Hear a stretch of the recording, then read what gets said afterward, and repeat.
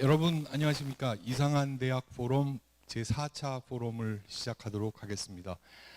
지난 세 번의 포럼에서 우리는 초인류 대학의 길, 바이오메디 연구의 미래 방향, 그 다음에 새로운 교육 혁신, 이 한 세 가지 주제를 다루었습니다. 오늘은 밖에 폭우가 많이 쏟아지는 날이어서 아마 이 자리에 예상보다 많은 분들이 오시진 않았지만 또 유튜브로도 접속하시면서 이 주제에 관심을 가져주신 여러분들 환영하고 또한 감사드립니다. 2003년, 4년에 고려대학교에서는 큰 변화가 있었습니다. 고려대학교뿐만 아니고 한국 대학들이 다 겪은 변화였을 수도 있습니다. 특별히 고려대학교에서는 굉장히 당시로는 낯선 아이디어가 하나의 슬로건으로 우리 사이에 통용됐습니다. 글로벌 KU였습니다. 그래서 민족 고대에서 글로벌 이야기가 맞나 틀리나라는 고민을 같이 했던 기억이 납니다. 당시에 지금은 은퇴하신 교수님께서 글로벌 KU, 진정한 글로벌 KU가 되려면은 고려대학교 캠퍼스 안에 외국인 교수님들, 즉 우리 한국인과는 인종이 다른 교수님들이 다니시고, 그 다음에 교수와 학생들이 학교 캠퍼스 안에서 서로 영어로 이야기하고 중국어로 이야기해도 누구도 돌아보지 않는 그런 거에 익숙해지는, 그때가 글로벌 KU의 시대일 텐데 그게 가능할까라는 질문을 하신 적이 있습니다. 은퇴를 하셨고 최근에 학교를 오셔서 교수님께서 저를 만나러 미디어관에 오시면서 오셔서 해주시는 말씀이, 와, 2003년 4년도와는 비교할 수도 없는 큰 변화가 있었네요 하시면서 독일어, 불어도 내가 오면서 들었습니다. 그만큼 많은 큰 변화가 있었던 것 같습니다. 그 당시에 글로벌 KU, 또 한국의 대학들이 글로벌화를 추구할 때의 가지고 있던 아이디어는 서구 혹은 미국이 제시해준 대학의 상을, 그 스탠다드를 쫓아가는 것이었습니다. 그래서 우리도 세계 대학 랭킹에 몇 위쯤에 올라갈 수 있을까? 당시에 세계 100대 대학 안에 들어가는 것이 고려대학교의 목표치였습니다. 그런데 이미 20년이 지난 이 시점에는 이미 100대 대학을 한참 넘어서서 세계 70위, 60위권까지 우리가 엄청난 발전을 만들어 왔습니다. 2022년 지금의 시점에서 우리가 좀 다른, 새로 업그레이드된 글로벌 KU를 생각할 때인 것 같습니다. 또 혹은 글로벌 대학을 생각할 때인 것 같습니다. 첫 번째는 이제는 글로벌 허브가 돼야 될 것 같습니다. 즉 이제 과거에 허브는 따로 있었고 우리는 남들이 만들어준, 외국이 제시하는 그 표준을 따라가는 것이었다면 우리 나름대로의 허브 역할을 해야 될 텐데, 제 욕심으로는 고려대학교뿐만 아니고 한국의 대학들에 조금 더 많은 수의 외국인 교수님들이 필요하고, 조금 더 많은 수의 외국인 학생들이 올 수 있는 프로그램이 필요하고, 지금보다 훨씬 많은 숫자의 고려대학교와 한국의 대학생들이 외국에서 교환학생, 방문학생 할 수 있는 그 시기가 바로 우리가 글로벌 허브로서의 역할을 하는 한국대학의 또 다른 모습이 될 것 같습니다. 두 번째는 글로벌 스탠다드를 우리 스스로 만들어 가야 될 것 같습니다. 소위 글로벌 패러곤입니다. 즉 우리 나름대로의 해답을 만들어서 우리 나름대로의 표준을 제시하는 건데요. 최근에 저는 BTS, 기생충 같은 영화들, 최근에 브로커 같은 영화를 며칠 전에 봤습니다만 그 이후에 그런 생각을 했습니다. 지금 칸느 영화제에서 그다음에 오스카상을 받는 그다음에 BTS의 퍼포먼스는 무엇을 의미할까? 단지 외국의 장르를 따라가는 것이 아니고 우리가 새로운 장르를 만들어 갔습니다. 즉 새로운 글로벌 스탠다드, 글로벌 패러건을 만들어 나가면서 이제는 국제적으로 인정받는 우리 대중문화 콘텐츠를 만든 것과 같이 우리도 이제 새로운 표준과 새로운 기준을 만들어 가야 될 것 같습니다. 세 번째는 글로벌 수준에서의 문제 해결입니다. 오늘날 우리가 당면한 문제들이 국지적으로 대한민국 한반도에 갖춰져서 해결할 수 있는 문제보다는 글로벌 협력을 통해서 해결해야 될 문제들이 훨씬 더 많습니다. 수자원의 문제, 에너지의 문제, 기후환경의 문제, 그 다음에 신냉전 이후의 국제질서의 문제, 다양한 많은 문제들이 어떻게, 최근에 우리가 겪은 팬데믹의 문제, 이런 문제들을 어떻게 해결할 것인가. 즉 고려대학교가 또 한국의 대학들이 향후에는 이제는 글로벌 대학의 시대를 훨씬 업그레이드 시키면서 글로벌 프로블럼 솔빙에 적극적으로 개입하는, 그로 인해서 인류와 세계의 발전에 기여할 수 있는 그런 대학이 되었으면 하는 생각입니다. 오늘 주제는 글로벌 협력과 교육이라는 주제를 중심으로 우리 이야기를 나누려고 합니다. 오늘 발제자 선생님을 소개해드리겠습니다. 고려대학교 국제대학의 이승호 교수님을 모시겠습니다. 이승호 교수님 나오실 때 여러분 박수로 환영해 주시면 감사하겠습니다.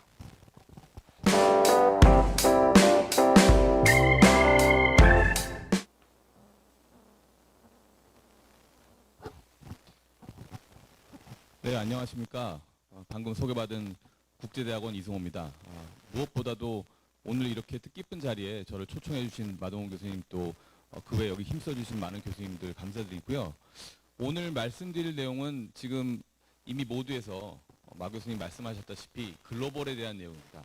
글로벌에 대한 내용인데 제가 말씀드릴 오늘 핵심에 가장 두 가지가 있습니다. 하나는 저희가 글로벌을 얘기할 때 많은 분들이 글로벌 하면은 한국에서 밖을 바라보는 그런 시각에서 아까 말씀하셨지만 글로벌 KU도 그런 쪽에서 시작했다고 저는 생각을 합니다.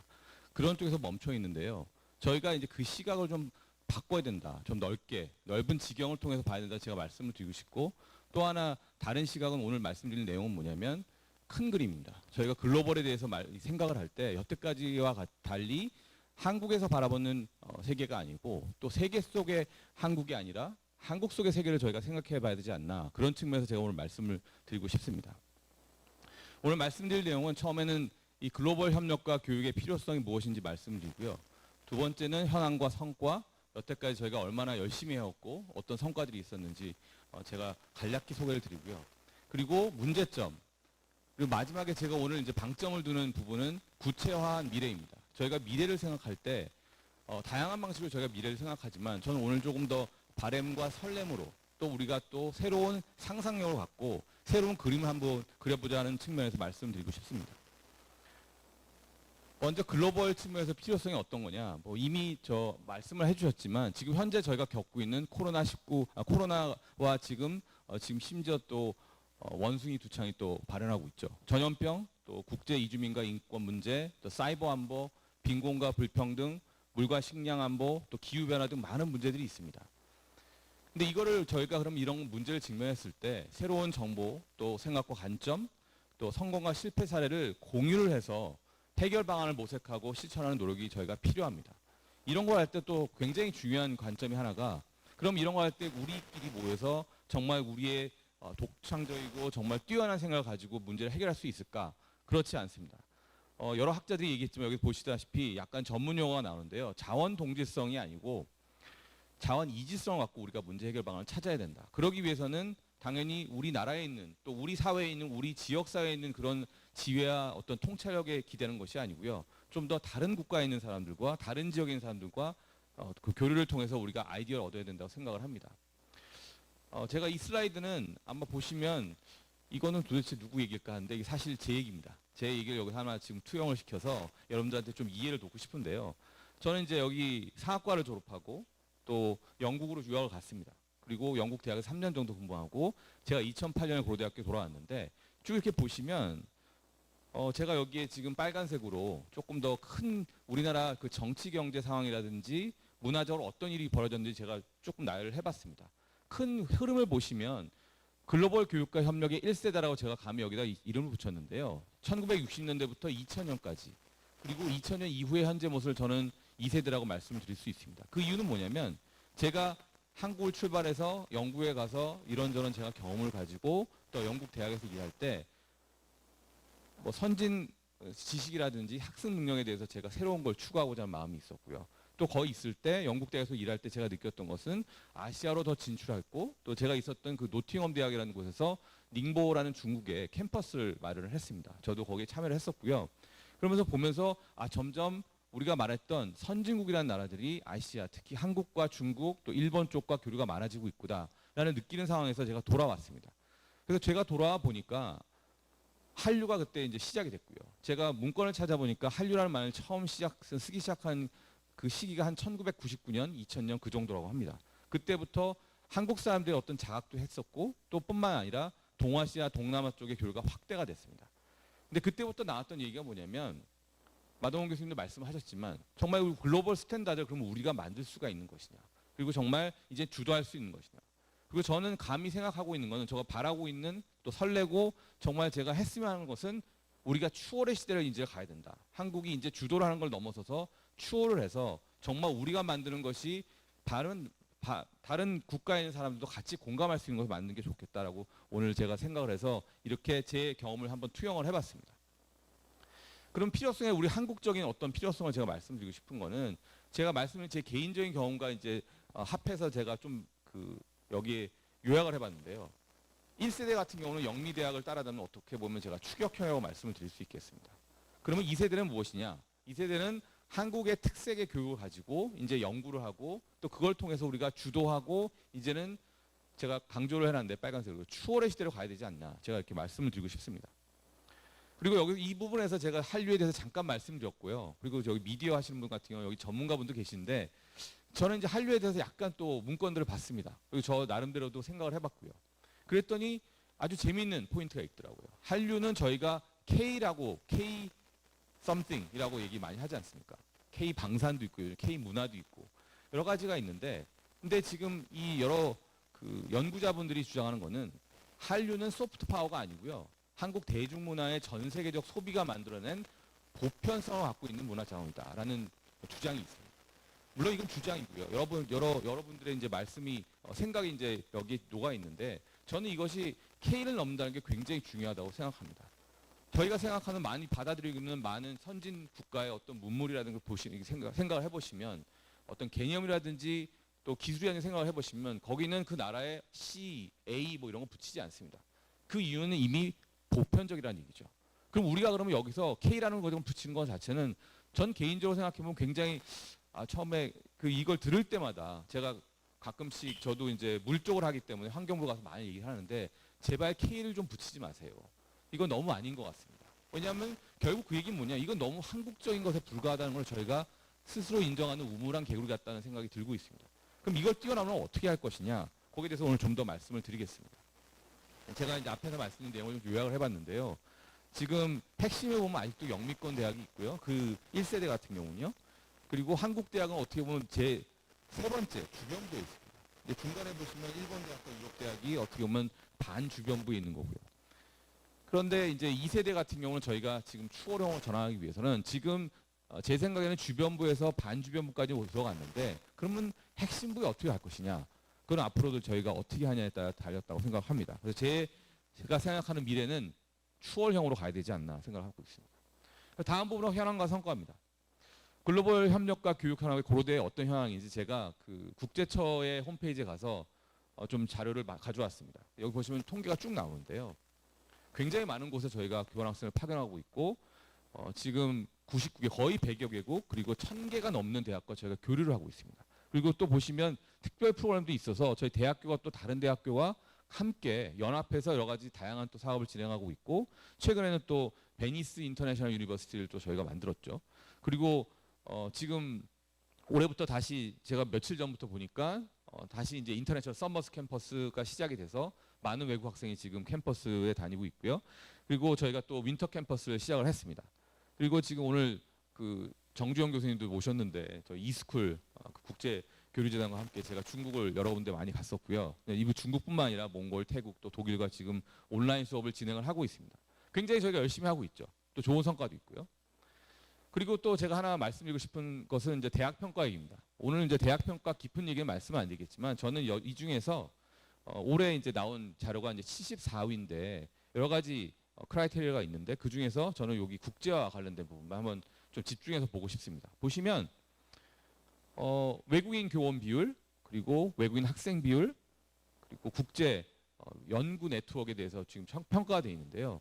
보시면 앞에 숫자들을 보시면 특히 이제 어떤 취업을 해서 또 여기서 회사들에서 갖고 있는 어떤 명성, 이름 같은 경우는 우리가 굉장히 높은 인지도가 있습니다. 그럼에도 불구하고 보시면 지금 외국인 교원이라든지 외국인 학생 이미 앞에서 말씀을 하셨지만 비율이 굉장히 낮은 것을 알 수 있습니다. 근데 과연 이것이 정말 그러면 고려대학교가 그러면 다른 타 한국에 있는 대학교에 비해서 유명하지 않아서 뭐 연구가 부족해서 이런 것이 때문이냐? 저는 꼭 그렇게 보지는 않습니다. 여기에 여러 가지 문제들이 있는데 제가 뒤에 좀 말씀을 좀 드리겠습니다. 그래서 우리가 이거를 어떻게 개선할 것인지 그것도 제가 오늘 말씀드린 미래와 연관이 되어 있습니다. 그리고 이제 이 부분은 제가 지금 속해 있는 곳이 국제대학원입니다. 저희 국제대학원에서 하는 내용을 잠깐 설명을 드리고 문제점으로 넘어가도록 하겠습니다. 제가 지금 추진하고 있는 것이 있고 이미 진행하고 있는 내용이 있는데요. 보면 지금 학부 같은 경우는 그 스쿨 오브 오리엔탈 아프리칸 스터디즈라고 런던 대학교 칼리지 중에 하나가 있습니다. 소아스라고요. 제가 그 학위를 받은 곳인데요. 거기는 금융경영학과, 개발학과, 한국학과와 2+2 프로그램을 학부 차원에서 지금 추진하려고 얘기가 진행이 중입니다. 아직 이건 진행 중에서 뭐 제가 말씀을 못 드리고요. 그래서 고려대학교 학생이 2년 여기서 공부를 하고 또 2년은 소아스에서 공부하고 또 소아스 학생은 2년 공부하고 또 고려대학교에서 또 2년 공부하는 시스템입니다. 그리고 국제대학원 같은 경우는 뭐 저희는 이제 듀얼이나 더블 디그리 같은 경우 오랫동안 많이 진행을 해오고 있는데요. 최근에 여태까지 계속 진행되었던 대학은 고베, 부단, 아메리칸 대학이 계속 진행이 되어 왔고요. 최근에 소아스랑 또 저희가 시작을 했습니다. 우리 국제대학원뿐만 아니라 뭐 경영대학 같은 경우 이렇게 또 다양한 프로그램이 있고요. 그리고 또 하나 되게 흥미로운 지금 프로그램을 제가 진행을 하고 있는 것은 호주의 멜번 대학과 또 우리 미디어 대학원과 함께 저희 박사 공동학위를 한번 추진하려고 하고 있습니다. 이 박사 공동학위는 U21에서 오래전에 한 2009년에 저희가 그 이전 이기수 총장님 때 사인을 했습니다. 근데 아무도 진행을 안 하다가 이게 어떻게 하면 갑자기 살아났죠. 그래서 지금 진행하려고 하는데 여러 가지 약간 이제 행정적인 어려움이 있어서 좀 시간은 걸리지만 앞으로 계속 추진할 내용입니다. 이 나머지 슬라이드는 제가 좀 정리를 해놨고요. 그리고 그 이외에도 저희 국제대학원 같은 경우는 뭐 와세다에 교환학생을 갈 수 있고요. 또 비엔나에 또 외교원이 있습니다. 또 외교원도 가서 몇 달 동안 또 지낼 수 있고요. 또 다른 지역에 제가 지금 표시를 해놨습니다. 이렇게 좋은 현황, 성과에도 불구하고 그러면 어떤 문제점이 있는지 거기에 대해서 한번 제가 간략히 짚어보고 그리고 저희 미래에 대해서 한번 고민하는 시간을 갖겠습니다. 문제점은 무엇이냐면 한국에서 해외 유학을 가는 학생들은 계속 늘어나고 있습니다. 지금도 가고 있고요. 그런데 이제 물론 이제 가는 곳이 굉장히 다양화됐습니다. 지금 교환학생 같은 경우에 보시면 전에는 영미권 위주로 많이 갔지만 지금도 다른 학교로 많이 가고 있습니다. 그런데 저희가 항상 가끔씩 잊고 있는 건 뭐냐면 해외에서 한국으로 들어오는 학생들이 굉장히 많아지고 있다는 그런 현상입니다. 근데 그 유학생을 위한 단기 및 중장기 계획과 전략이 부재하다는 것이 아까 보여드렸던 QS 평가랑 직접적으로 연관이 되고 또 간접적으로 우리 한국 사회 문제라고 저는 생각을 하고 있습니다. 특히 이 부분 같은 경우는 저희는 여태까지는 학부생 위주로 외국 학생을 받는 노력을 굉장히 많이 기울였고 성과를 냈다고 생각합니다. 그렇다면 석박사 학생은 어떻게 되느냐? 지금 저희 특히 이공대 같은 경우 석박사 유학생이 많이 있습니다. 근데 그런 유학생들이 한국에 여기서 고급 기술을 배워서 한국 사회에 기여할 수도 있고요. 또 우리가 많이 알다시피 미국에 또 수많은 인재들이 스타트업을 세운다든지 또 훌륭한 기업들을 만들고 있는데 근데 이분들이 그럼 한국에 정착할 수 있을 것인가? 그 부분들에 대해서 저희가 많이 생각을 해야 되는 겁니다. 그리고 선진 교육 체제 따라가기를 이제 벗어나서 우리가 상상력을 통해서 선진국 따라잡기 굴레와 한계를 저희가 벗어나야 된다고 저는 생각을 하고 있습니다. 아까 말씀드렸던 그 글로벌 뭐 스탠다드라든지 이런 것들도 다 연관이 된다고 하겠죠. 그리고 이제 제가 다시 한번 이제 제가 속한 그 국제대학에 대해서 조금 말씀드리고 싶은데 글로벌 한국융합학부가 사실 2022년 3월에 출범을 했습니다. 여기서 저희가 이제 출범을 해서 많은 고민이 있는데 그 중에 하나가 환경관리나 환경보호에서 그런 얘기를 많이 합니다. 생애주기 관리라고 얘기하는데요. 시작을 해서 이제 나중에 죽을 때까지 우리 인생을 반영해서 얘기를 하는데 마찬가지입니다. 이 외국 학생이 여기 와서 졸업하고 한국에서 취업을 하고 싶어 합니다. 또 살고 싶어 하고 정착을 하고 기여를 하고 싶은데 어떻게 이걸 할 것인지 이게 굉장히 구체적인 지금 고민이 되고 있습니다. 그리고 이제 제가 말씀드린 또 하나 얘기는 아까 한류 얘기를 잠깐 말씀을 드렸지만 또 재미있는 또 한류에 관한 문건을 보다 보니 한류가 아닌 영류를 우리가 경계해야 되는 것이 아니냐. 이 얘기는 뭐냐면 결국 그 한류를 얘기하다 보면 아까 말씀드렸다시피 한국 중심 사고방식을 벗어나지 못해서 문화 제국주의로 간다든지 또 지역적 변형을 하지 못하고 굉장히 어떻게 패권주의적으로 갈 수 있지 않냐 이런 얘기가 많습니다. 그래서 아시다시피 혐한이 있고요. 일본에서는 중국에는 또 한류에 대해서 아주 정책적으로 막고 있습니다. 또 제가 보면 또 영국이라든지 독일에서도 한류가 세지만 그냥 어떻게 보면 굉장히 희한한 특이한 그냥 팝 문화가 아니냐 이런 또 얘기가 많다고 합니다. 그래서 제가 이제 오늘 말씀드리는 미래, 구체화된 미래의 가장 큰 틀은 뭐냐면 글로벌 협력 교육과정 성찰을 통해서 독창성, 연계성, 포용성 이런 거에 대해서 새로운 노력을 해야 된다. 그래서 이제 새로운 정의를 오늘 말씀을 드리고 싶은데요. 글로벌 협력과 교육의 새로운 정의는 제가 이렇게 정리를 했습니다. 전인류 발전을 위한 혁신적이고 융합적인 교육 체제를 통해서 다양성, 보편성, 또 지속 가능성에 대한 공감대를 형성하고 그리고 독창적이고 고유한 문화와 언어, 사회 경제 발전, 환경 지속성을 이룬 성과를 바탕으로 추월형 교육 체제를 수립하고 한국 속 세계를 포용하는 것입니다. 굉장히 길죠. 근데 이 얘기는 제가 앞에 말씀드린 내용 또 뒤에 말씀드린 내용을 다 이제 집어넣다 보니까 좀 길어졌습니다. 그래서 이제 말씀드린 내용이 이렇게 세 가지를 제가 이렇게 정리를 한 거고요. 이 독창성은 그 무엇이냐? 여기 보시면 굉장히 익숙한 단어들이 있을 겁니다. 또 외국 학생 같은 경우는 굉장히 익숙한 단어가 있습니다. 빨리빨리죠. 많은 또 외국 노동자분들도 많이 제일 먼저 배우는 한국말인데 또 음주 가무의 민족 이것이 저는 어떻게 보면 아까 이제 BTS도 말씀하셨고 기생충도 말씀하셨지만 그게 훨씬 근본이 아닌가. 우리 민족에 이런 게 이렇게 흐르고 있죠. 그런 것들을 저희가 굉장히 독창적으로 발전시키는 이제 저희가 능력이 있고 그리고 저는 이제 공대 교수님들과 많이 또 교류를 하는 편입니다. 저 토목공학이라든지 환경공학 교수님이랑 제가 그 교류를 하고 있는데 우리가 공학 중심으로 발전해서 문제가 있다는 얘기를 많이 들었습니다만 제 생각엔 공학 중심이기 때문에 저희가 또 강점이 있다고 생각을 합니다. 또 이런 부분을 저희가 발전을 시켜야 되고요. 연계성 같은 경우는 뭐 많이 들으셨겠지만 저희가 선진국을 엮는 역할을 해야 되고요. 포용성이 또 중요합니다. 저희는 뭐 아시다시피 지금 우리 대학교 전체에서도 그렇고 SDG라든지 또 탄소 중립이라든지 또 최근에 지금 또 많이 이야기된 비핵화 문제들 이런 것들에 대해서 우리가 이걸 바탕으로 국제협력과 교육을 추구해야 된다고 생각을 합니다. 제가 마지막으로 세 가지를 말씀드리고 말을 마무리하려고 하는데요. 세 가지 키워드는 뭐냐? 첫 번째는 세계 속의 한국에서 한국 속의 세계로 가야 된다. 저는 주장을 하고 싶습니다. 그래서 대학 내 세계화가 굉장히 중요한데 저희가 2003년, 2004년 그때 글로벌 KU라는 아주 혁신적이고 눈에 띌 만한 생각을 가지고 저희가 많은 혁신을 이뤄내고 많은 변화를 이뤄냈지만 아직도 대학 내 세계화는 멀었다고 저는 생각을 하고 있습니다.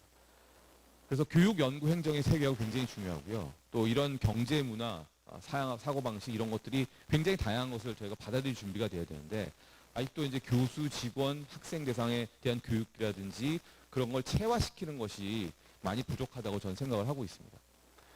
그리고 한국을 배우는 개도국 교육을 위한 협업과 교류가 확대하다가 좀 필요하다고 생각하고요.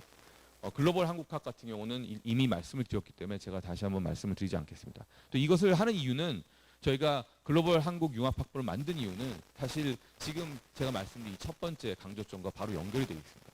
한국 속의 세계를 어떻게 만들고 그러면 이 우수한 인재들, 외국 인재들을 저희가 받아들여서 어떻게 한국을 위해서 또 결국 아시아 태평양 지역을 위해서 전 세계를 위해서 어떻게 기여할 수 있는지 저희가 생각을 해야 된다고 생각합니다. 두 번째 키워드는요. 고려대 국제협력센터의 수립입니다.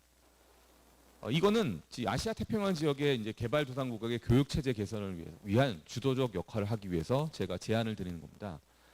소규모 규모의 한국이라든지 일본, 중국과 동아시아 교육과 연구의 협력, 연결망을 구축을 했지만 여태까지 많은 교류가 있었습니다. 저희 국제대학원 같은 경우도 캠퍼스 아시아 프로그램을 통해서 중국의 후단대학이라든지 일본의 고베대학과 많은 교류가 있었고요. 또 다른 단과대학이라든지 또 많이 있다고 제가 알고 있습니다. 하지만 이것 통해서만은 안 되고요. 저희가 어떻게 보면은 이제는 고려대학교가 또 한국이 주도를 하기 위해서는 우리가 갖고 있는 다양한 경험이나 어떤 기술이라든지 이런 것들을 함께 공유하면서 새로운 모델을 창출할 필요가 있고요. 그런 것을 할 수 있는 지역이 저는 동남아시아라고 감히 말씀을 드리고 싶습니다.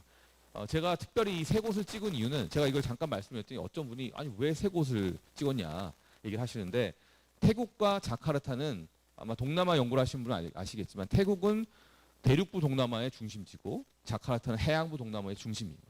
그리고 베트남은 아시다시피 우리나라 기업이 정말 많이 진출해서 영향도 굉장히 크고 또 저희와 많은 길접한 관계가 있는 국가입니다. 그래서 여러모로 저희가 그것들과 협력해서 시너지 효과가 있지 않을까, 상승 효과가 있지 않을까 생각을 하고 있고요. 결국은 그 혜택은 한국 학생뿐만 아니라 우리 한국에 온 외국인 유학생, 그래서 아시아 태평양 지역에서 취업 기회를 갖고 또 이후에는 저희가 이게 성공적이라고 한다면 장기적으로 아프리카, 중동 및 남미 지역까지 확대할 수 있다고 생각을 합니다. 사실 이 얘기는 조금만 반추해서 말씀드리면 저희가 또 이전에 오래전에 브리티시 컬럼비아 대학이라든지 또 로열 할로위 대학에 고려대학교 기숙사를 짓는다든지 학생을 많이 보낸다든지 이런 걸 통해서 저희가 많은 노력을 기울였습니다.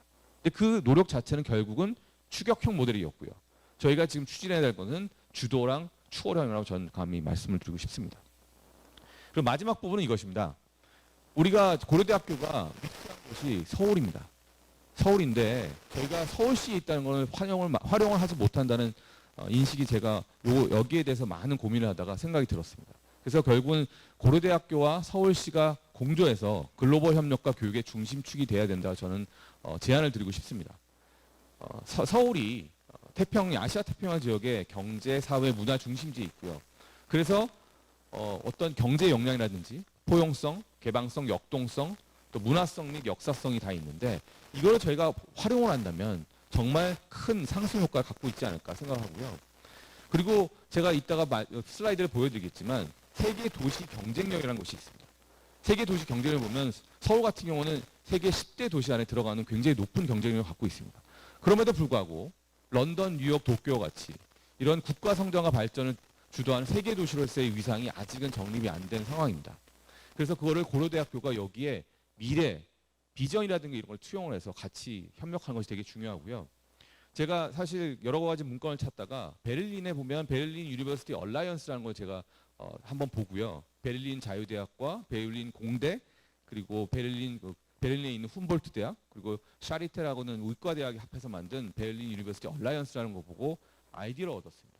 우리 서울 지역에서 고려대학을 주도해서 이 연구연합이라든지 교육연합을 만들어서 서울시에 제안하는 것이 어떨까. 그리고 꼭 우리 캠퍼스 안에 할 필요는 없습니다. 서울시가 갖고 있는 땅이 많이 있죠. 그래서 이렇게 좋은 아이디어를 제공한다면 제가 모두에서 말씀드렸던 우수한 외국인을 위치하고 또 이분들과 같이 우리가 연구하고 연구 성과를 내고 그래서 서울을 우리가 투자를 받을 수 있고 결국 대학 경쟁력이 도시 경쟁력이 될 수 있고요. 또 국가 경쟁력이 될 수 있다고 저는 생각을 합니다. 그래서 고려대가 신지식 창출이라든지 혁신, 상업화를 통해서 서울시 사회경제 발전과 또 지속가능 발전 지원을 추진할 수 있다고 저는 감히 생각할 수 있다고 생각합니다. 두 슬라이드가 남았는데요. 하나는 이겁니다. 글로벌 콜라보레이션이라 가지고 연구와 관련된 국가 또 도시들에 대해서 이렇게 어떻게 보면 성과를 쭉 보여주고 있는데요. 그래서 보시면 맨 첫 번째 나와 있는 것은 런던, 옥스퍼드, 케임브리지입니다. 물론 여기는 약간의 저희가 주의해야 할 것은 미국 같은 경우는 좀 많이 흩어져 있어서요. 또 영국은 굉장히 작은 나라이기 때문에 집중이 돼 있죠. 근데 런던, 옥스퍼드, 캠브리지 모여서 이렇게 굉장히 많은 연구 성과를 내고 있는데 서울은 20입니다. 이렇게 세어보시면 20인데 어떻게 보면 이걸 보면 서울이 아직도 갈 길이 멀구나 이렇게 생각하지만 저희가 서울뿐만 아니라 수도권을 합하면 이거보다 훨씬 많은 연구 역량이라든지 또 경쟁이 나올 수 있다고 생각하고요. 제 마지막 슬라이드는 이겁니다. 모리 재단에서 나온 일본의 모리 재단에서 나온 그 보고서인데요. 글로벌 파워 시티 인덱스라는 것이 있습니다.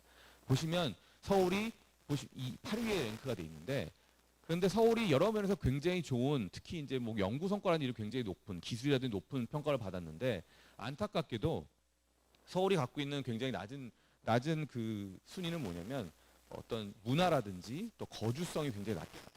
그 얘기 뭐냐면 저희가 우수한 외국 인재를 끌어들일 수 있고 또 우리 여기 살면서 우리 한국 사회 또 아시아 태평양 또 전 세계적으로 저희가 기여할 수 있는 기회가 굉장히 작다는 걸 의미합니다. 이 얘기는 이제 제가 오늘 요약해서 말씀을 드리면 고려대학교가 글로벌 협력과 교육을 통해서 추구할 것은 결국 저희 대학 경쟁력을 높이고 또 서울이라는 도시 경쟁력을 통해서 저희가 이 전반적으로 전 세계를 저희가 변화시킬 수 있는 그러한 새로운 길을 제시하는 글로벌 협력과 교육이 된다고 생각을 합니다. 이상입니다. 감사합니다.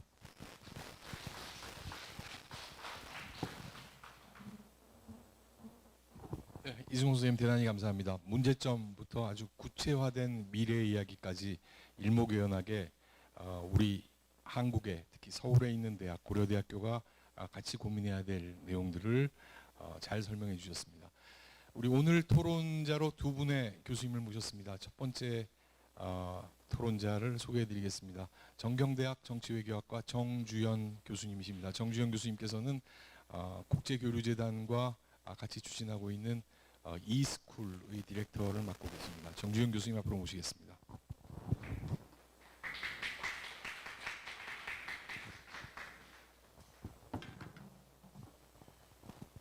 네, 안녕하십니까. 정외과 정주연입니다. 생각보다 많은 분이 와 계셔서 놀랐습니다. 오늘 이 자리에 초대가 돼서 영광이고요. 그리고 이승호 교수님께서 하신 말씀 하고 있고 제가 그에 대한 코멘트를 한다기보다는 제가 생각하는 것 추가적으로 또 제가 제안하고 싶은 아이디어들 이런 것들 위주로 말씀을 좀 드려야 될 것 같습니다. 일단 제가 e스쿨 프로그램을 오랫동안 담당한 관계로 또 국제화에 대한 여러 가지 생각들을 할 기회들이 있었고 그 이후로 여기 초대된 것 같아서 e스쿨 프로그램에 대해서 간단하게 소개를 드리면요. e스쿨 프로그램은 이제 2011년부터 국제교류재단이 그 플래그십 프로그램으로 추진을 해온 이제 사업이고요. 아이디어는 한국에 있는 이 굉장히 우수한 특히 한국학 관련된 이런 리소스들을 해외 대학들과 공유하자. 특히 자체적인 교수진을 뽑기 어려운 그런 대학들에게 우리가 수업들을 온라인으로 제공하면 어떠냐. 이런 아이디어로 출발한 거고요. 고대 e스쿨 프로그램은 2011년 이후에 12년 동안 이제 계속 발전을 해왔고 현재는 중국, 몽골, 태국, 그 다음에 프랑스, 독일, 호주 6개국의 10개 대학에 매년 28개 정도의 수업을 제공하고 있습니다. 그 중에 21가가 고대 수업과 동시 진행을 하고 있어요. 즉 고대 학생들이 외국 학생들과 함께 수업을 듣는 거죠. 그래서 뭐 예를 들면 저희가 주로 중국과 그리고 남경대, 상해외대 4개의 대학들과 함께 수업을 진행하는 이런 프로그램입니다. 길게 말씀드린 이유는 이제 제가 가진 여러 생각들이 아무래도 저의 이런 경험에서 나올 것이고 그러다 보니 제가 갖고 있는 약간의 편향성이 있을 수도 있다는 점 미리 말씀을 좀 드리겠습니다. 저는 오늘 이승호 교수님 발표를 들으면서 이제 3가지 정도 아이디어를 이제 정리를 해봤는데요. 제가 드리고 싶은 말씀. 첫째는 이승호 교수님께서도 이제 우리가 뭐 이제 모델을 바꿔야 된다 이런 말씀하셨지만 저도 굉장히 동감하고요. 저는 더 나아가서 우리가 이제 사고의 변화가 필요한 시점이지 않나라는 생각을 많이 합니다. 뭐 갑작스럽게 우리가 선진국이 돼버렸어요. 지난 한 2, 3년 동안. 기성세, 저도 기생세대인 것 같은데 기성세대에게 매우 쉽지 않은 그래서 우리가 사고하기 어려운 위치에 이제 한국이라는 나라가 와버린 거죠. 어느새. 그러다 보니 우리가 이제 한국을 실제로 세계 12위 대국이고요. 선진국이다라는 관점에서 출발을 좀 해야 될 것 같고 우리가 선진국이라는 건 여러 가지 의미가 있는데 첫째는 이제 배우고 문화적으로 매력이 있는 나라가 됐고 둘째는 우리의 자긍심, 경제성장이랑 정치적인 민주화를 성공적으로 이루어낸 나라 즉 뭔가 지향할 만한 가치를 제시해 줄 수 있는 나라가 된 거죠. 제가 이걸 지난 12년 동안 e스쿨 프로그램에서 수업들을 굉장히 많이 하면서 체감한 것들이에요. 최근 몇 년 사이에 갑자기 태국이라든가 몽골이라든가 수업을 하다 보면 진짜 우리나라가 세계에서 가장 인기 있는 나라가 된 것 같은 착각에 빠질 정도로 변화를 느끼고 있습니다. 그리고 이건 한국과 같은 소위 학술적 용어를 빌리면 후후발 국가 2차 대전 이후에 식민지 경험을 한 매우 가난하고도 정치적으로 혼란스러운 국가에서 한 70여 년 내에 놀라운 성과를 이루어냈다는 점에서 우리가 우리 자신의 가치를 새롭게 좀 생각해 봐야 되지 않나 이런 생각을 많이 하고요. 그렇다면 우리가 사고의 변화를 가진다는 건 우리가 대변하는 가치가 뭘까? 우리가 가르칠 수 있는 게 과연 뭘까? 라는 거를 좀 근본적으로 생각을 해봐야 되지 않나라는 생각이 들어요. 즉 이건 대한민국도 그래야 되는 시점에 왔고요. 저는 우리 고려대학교도 사실 대한민국을 대표하는 대한민국의 정신을 가진 그런 학교로서 우리 고대 혹은 대한민국의 교육이 지향할 가치가 뭔가 자부심이 뭔가 단순히 뭐 한국어 가르치고 뭐 K something 가르치고 이런 게 아니라 우리는 과연 무엇을 가르치는 곳인가, 우리는 무엇을 지향하는 곳이고 고려대학교는 어떤 교육을 하는 곳인가 라는 것을 좀 고민을 해야 그 선진국으로서의 새로운 패러다임의 국제화 교육이 가능하지 않나라는 생각을 하게 됩니다. 그래서 그렇게 되면 우리가 자신감 있는 지식의 수출자가 되는 것이고 선도자가 될 수 있다 이런 생각을 하고요. 두 번째 제가 생각하는 거는 좀 국제화 프로그램을 우리가 운영을 한다면 좀 탄력적이고 통합적으로 운영하면 좋겠다라는 생각이 많이 들었어요. 그래서 이승호 교수님께서 여러 가지 학위 차원에서 복수 공동학위 말씀하셨는데 저는 그것도 당연히 매우 중요하고요. 그러나 복수 공동학위는 굉장히 학생들 입장에서 코스트가 많이 들잖아요. 굉장히 굳은 결심이 필요하고 많은 노력이 필요한 결정이기 때문에 저는 좀 더 플렉서블하고 선택적이고 액세서블한 프로그램들을 많이 제공하면 어떨까 하는 생각이 들었어요. 즉 요즘 마이크로 프로그램, 뭐 디그리 프로그램도 되게 많잖아요. 그러면 수업 베이스로 수업을 몇 개 선택해서 특히 온라인으로 듣고 마이크로 디그리를 받고 아니면 서티피킷을 받는다거나 이런 식으로 하면 조금 더 쉽게 학생들을 끌어들일 수도 있고 또 우리가 서티피킷이나 디그리를 줌으로써 또 외연도 확장할 수 있고 이런 장점이 있을 거라는 생각이 들고요. 또 하나는 한국에서 해외에서 한국 이제 이런 것도 이제 당연히 중요하지만 이제 뭐 온라인 제가 아무래도 이스쿨을 하다 보니 온라인 공간에서 얼마든지 만날 수 있잖아요. 그렇다면 굳이 들어가고 뭐 아웃바운드, 인바운드의 개념이 아니라 제3의 공간에서 만나서 이런 수업들을 수업 베이스로 들어가면서 뭐 공동 학위를 준다던가 이런 것도 얼마든지 가능하지 않을까 하는 생각이 들었고요. 또 하나는 고대 내에 제가 이렇게 보면 제가 이스쿨 프로그램 나름대로 열심히 10년 넘게 했지만 뭐 아는 분들이 많지 않고 저도 사실 다른 데서 무슨 프로그램이 진행되는지 잘 몰라요. 그리고 뭐 국제처에서도 잘 아는 것 같지 않고 뭐 항상 몇 명이 수업 들었냐 막 이런 것만 조사해서 가는데 저는 우리 고대가 좀 빡빡한 살림이잖아요. 그러니까 학교 내에 있는 여러 가지 프로그램들이 시너지 효과를 낼 수 있게 좀 연결하고 통합해서 도와가면서 조금 더 큰 그림을 그릴 수 있었으면 좋겠어요. 근데 뭐 저도 그렇고 모두 제한된 예산으로 허덕허덕 하면서 하루하루 살다 보니까 이게 10년이 지나도 제자리 걸음인 거죠. 사이즈는 커져요. 물론 사이즈는 커지는데 이게 다음 단계로 업그레이드가 안 되는 것 같다. 그게 학교 차원에서 그런 지원이 있고 서로 조금 보완이 되면 뭐 훨씬 그러니까 차별적이고 획기적인 프로그램들이 가능하지 않을까라는 생각을 합니다.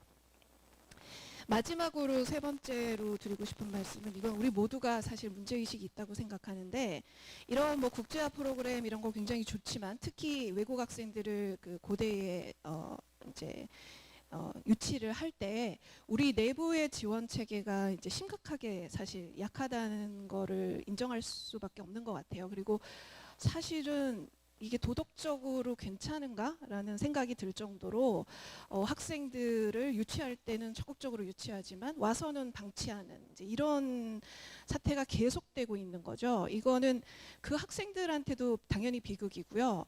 그리고 그 학생들이 고대에서 학위를 따서 돌아갔을 때 과연 고대에 대한 애정이 있을 것인가, 한국에 대한 애정이 있을 것인가, 또 그런 낙오된 학생들을 바라보는 그 나라의 그 다른 사람들이 고대 출신들인데 저렇게밖에 안 되는구나. 이건 우리가 적극적으로 사실은 나쁘게 얘기하면 학위 장사를 하면서 고대의 이미지를 추락시키는 거죠. 우리가 학자로서도 교육자로서도 사실 굉장히 자괴감을 느낄 수 없는 상황이고요.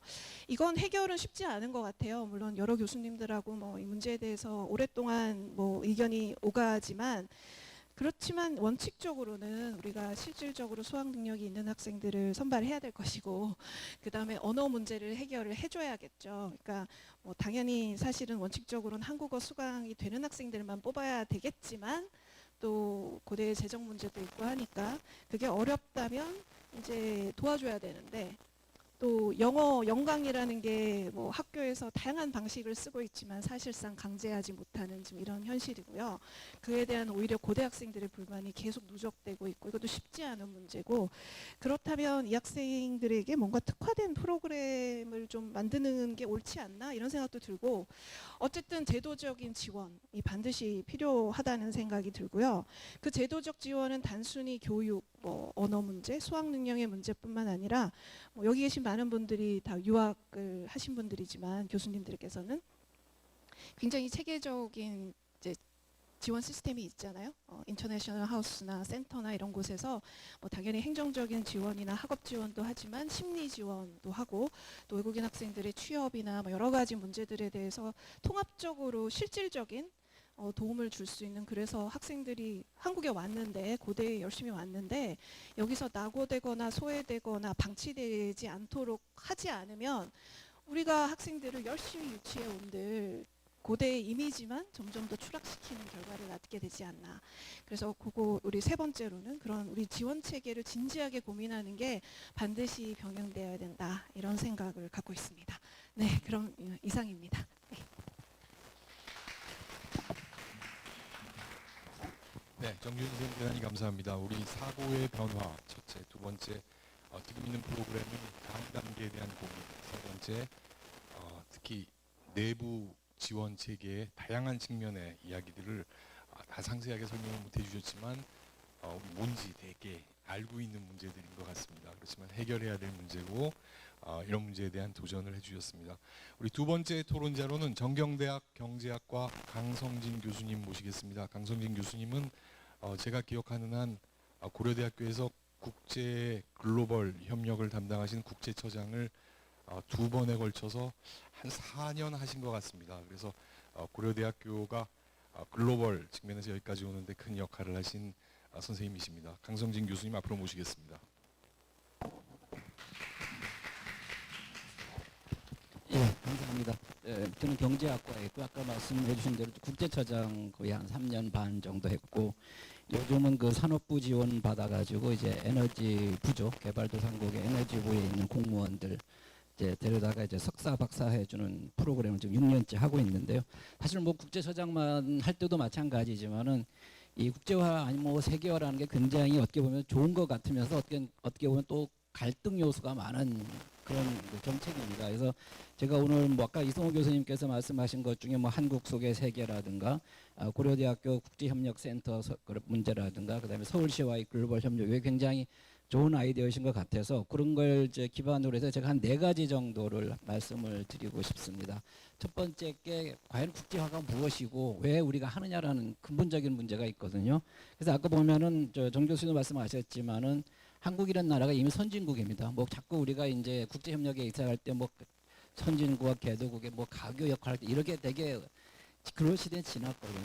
어디가 선진국이라고 그러고 개도국 가면 선진국인데 왜 여기 끼냐 이러는 시대가 왔거든요. 그래서 이미 우리가 대외 원조가 이미 이제 4조 원 시대에 도달하고 있기 때문에 이제 선진국이다. 그럼 고려대는 뭐냐? 고려대는 한국에서 탑스쿨입니다. 그러니까 한 대한민국이 세계 속에서 선진국이고 고려대학교는 이제는 한국 내에서는 탑스쿨이라는 얘기죠. 그랬을 경우에 우리가 국제화를 어떻게 해야 되느냐. 제일 뭐 간단한 게 뭐 계속 글로벌 마인드 얘기를 많이 하죠. 글로벌 마인드가 바뀌어야 된다는 얘기를 많이 하는데, 그럼 그 국제화라는 게 이제는 단순히 학생 교류라든가 인적 교류 차원을 넘어야 된다는 얘기죠. 이 국제화 차원에서 인적 교류를 넘어서 결국은 연구라든가 마인드, 국제 협력 이 부분으로 가야 되고, 가장 중요한 건 국제화를 목적으로 하는 게 탑스쿨이라는 고려대학도 마찬가지고 많은 대학들이 지금은 등록금 수입 때문에 국제화를 한다라는 것이죠. 그러니까 외국인 학생들이 정원 외로 된다는 건데, 이 탑스쿨이면은 등록금에 의해서 학교가 운영되는 그런 시대는 가야 된다는 얘기죠. 그러니까 학교의 지도자들은 등록금 가지고 학교 운영한다라는 목표를 세웠을 경우에는 100% 저는 불가능하다고 봅니다. 그래서 지금도 뭐 학부 학생 뭐 중심으로 이루어져 등록금 올리고 뭐 이런 시스템으로는 가기 어렵다라는 거죠. 두 번째는 이제는 학부 중심에서 대학원 중심으로 가야 된다는 거죠. 왜냐하면 이게 우리가 국제처장을 하면서 많이 얘기하는 게 이 단기 프로그램 있지 않습니까? 교환 학생, 방문 학생, 뭐 학예 대학, 뭐 이제 그 겨울 학기 대 이런 프로그램들이 이제 거의 맥시멈에 도달한 거 아니라는 생각을 얘기를 많이 하거든요. 지금 보면은 고려대학교도 아마 한 2,300명 제 기억으로는 외국으로 나가고 있는 걸로 알거든요. 그건 뭐 2,000명이 다 나가기 어렵거든요. 학교 입장에서. 또 들어오는 게 1,500명 들어오고 뭐 학예대학이 한 2,000명 들어오나 그 이상 나가기 어렵다는 거죠. 학예대학도 지금 뭐 시립대라든가 뭐 한양대, 성대, 연대 굉장히 많이 이루어진다가 결국 크라우딩 아웃으로 몇 개 대학이 없어지면서 유지가 되고 있기 때문에 더 이상 늘리기 어렵다라는 거죠. 근데 그것도 100%다 영어로 이루어져야 된다는. 근데 지금은 이제 학위 프로그램으로 가야 된다. 그 학위 프로그램이라는 것이 이제 아까도 나오셨지만 듀얼 디그리라든가 이제 그 더블 디그리 이런 게 많이 나오는데 이제는 정규 학생 쪽으로 움직여야 된다는 얘기죠. 정규 학생 쪽으로 움직여서 학위 프로그램을 가야 되는데 그렇게 하다 보면 탑스쿨이라는 말씀을 왜 드렸냐면은 한국어와 영어인데 영어만으로 학교가 운영되는 건 100% 불가능하다는 얘기죠. 우리가 기술 프로그램이 아니거든요.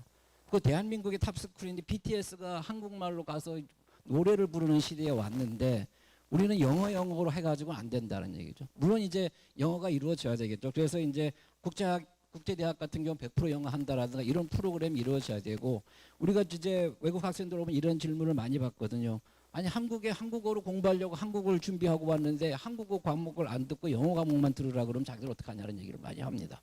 근데 그런 문제에서 우리가 대한민국의 선진국이고 한국이 탑스쿨이면은 탑스쿨답게 한국적인 대학이 돼야 된다는 얘기죠. 그걸 한국어로만 하라는 게 아니라 물론 영어도 이루어져야 됩니다. 근데 정규 학생은 굳이 영어만으로 만들어질 필요가 없다는 얘기. 근데 교환 학생이나 방문 학생은 영어만으로 이루어져야 됩니다. 왜냐 1년 있고 한 학교 와 있는데 한국어 공부하라 이건 말이 안 된다는 얘기거든요.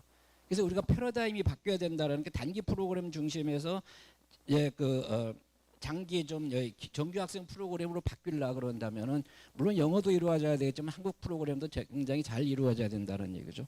그다음에 이제 학부 중심에서 이제 그 대학원 중심으로 가야 된다는 말씀드린 대로 외국 가보면 미국 가봐도 거의 반 이상이 외국 학생들이잖아요. 그리고 또 이공대도 가보면 거의 일본도 저도 한 4년 있었지만은 70~80%가 다 외국인 학생입니다. 그리고 현실적으로 고려대학교도 보면은 현실적으로 대학원 학생들이 퀄리티가 계속 떨어지고 있고요. 그걸 왜 한국 학생들만으로 채워야 되느냐 그런 패러다임은 지나야 된다는 얘기죠.